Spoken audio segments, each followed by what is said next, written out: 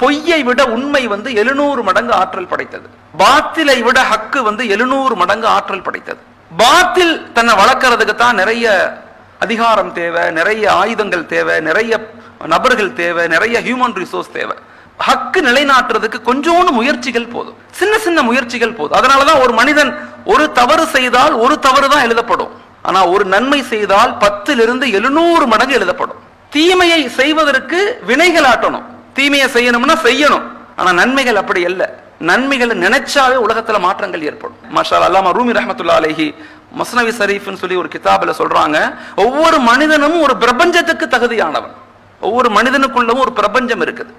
நீ மாறுவதை கொண்டு இந்த உலகம் மாற்றம் அடையும், நீ எழுச்சி அடைவதை கொண்டு இந்த உலகம் மாற்றம் அடையும், நீ தப்பு செய்வதை கொண்டு இந்த உலகம் பலகீனமாகும் சொல்றாங்க. நான் வாழ்க்கையில் அதை உணர்ந்து உங்கள்கிட்ட சொல்றேன். நான் சமீபத்தில் ஃபர்ஸ்ட் கிளாஸ்ல வந்துகிட்டு இருந்தேன் ட்ரெயின்ல. அப்ப ஒரு வயதான பாட்டி உட்கார்ந்தாங்க, 50-55 வயசு இருக்கும். அந்த அம்மா உட்கார்ந்தாங்க. அந்த அம்மா முட்டியை பிடிச்சிக்கிட்டே உட்கார்ந்தாங்க. அந்த அம்மா பார்த்துக்கிட்டே இருந்தேன். அந்த அம்மா கொஞ்சம் நேரம் என்கிட்ட பேசினாங்க. ஆனா அந்த அம்மா கேட்கல, எனக்கு முட்டி வலியா இருக்கு, எனக்கு மேல படுக்க முடியாது, கீழே படுக்கணும்னு கேட்கல. இப்ப நானா புரிஞ்சுக்கிட்டேன், அம்மா நீங்க கீழே படுங்க, நான் மேல அப்பர்ல படுத்துக்கிறேன் அப்படின்னு சொன்னேன். அந்த அம்மா ரொம்ப சந்தோஷம், அப்படியா ரொம்ப நன்றிங்க பாய், நான் எப்படி கேட்கணும்னு நினைச்சேன் அப்படின்னு அந்த அம்மா புலம்பிட்டு அந்த அம்மா நம்பர்லாம் வாங்கிக்கிச்சு. கொஞ்ச நேரத்தில் டிடிஆர் அங்கிருந்து வந்தார். டிடிஆர் டிக்கெட்டை வாங்கி பார்த்துட்டு அந்த அம்மாட்ட சொன்னார், அம்மா உங்களுக்கு இது சீட் அல்ல, உங்களுக்கு 3rd கிளாஸ் தான் சீட்டு, நீங்க அங்க போங்கன்னு சொல்லிட்டார். அங்க பார்த்தா அதுவும் அப்பர், அந்த அம்மானால ஏற முடியாது. அந்த அம்மா என்கிட்ட கேட்க வருத்தப்படுது, அப்படி யோசிக்குது. இப்ப நான் சொன்னேன், பரவாயில்லங்கம்மா நீங்க இங்கேயே என் இடத்துல படுத்துக்கங்க, நான் என்ன செய்யறேன் 3rd கிளாஸ்க்கு நான் போயிடுறேன். நாங்க போயிட்டேன். வாழ்க்கையில என்ன மாற்றங்கள் ஏற்படுதுன்னு பாருங்க. நான் அங்க போயிட்டேன்.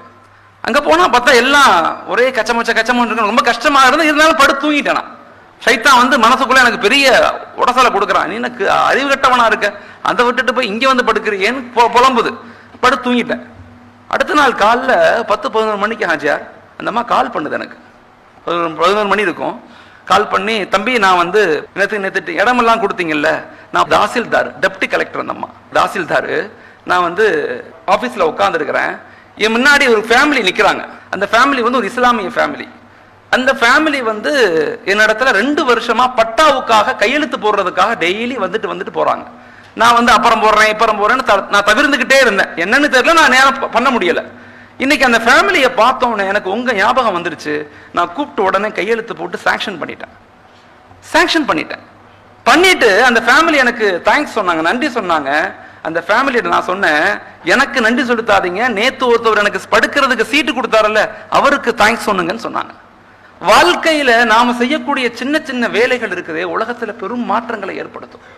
அந்த ஈமானிய உணர்வுகளோடு நபி நமக்கு என்ன வாழ்வியலை கற்றுக் கொடுத்தாங்களோ அந்த வாழ்வியலை நாம வாழ்க்கையில பின்பற்றும் போது எல்லா மனிதர்கள்ட்டையுமே, முஸ்லிம்கள்ட்ட மட்டும் நான் சொல்லல, முஸ்லிம்கள் ஈமானுங்கிறது that is not a superiority, ஈமானுங்கிறது தட் இஸ் எ ரெஸ்பான்சிபிலிட்டி. நாங்க முஸ்லிம்களாக இருக்கிறோம் அப்படிங்கிறது எங்களுக்கு பெருமை இல்ல. அவங்க எல்லாம் இஸ்லாத்துக்கு வரல, நாங்கெல்லாம் இஸ்லாத்துக்கு வந்துட்டோம் அப்படிங்கிறது எங்களுக்கு பெருமை இல்ல. எங்களுடைய ரெஸ்பான்சிபிலிட்டி, எங்களுடைய பொறுப்புகள். நாங்க முன்ன வந்திருக்கோம், அவங்க பின்னாடி வருவாங்க இன்ஷா அல்லாஹ். இப்ப எல்லா நிலையிலும் எல்லா மனிதர்களையும் நேசிக்கக்கூடியவங்களாக மாறணும் நம்ம.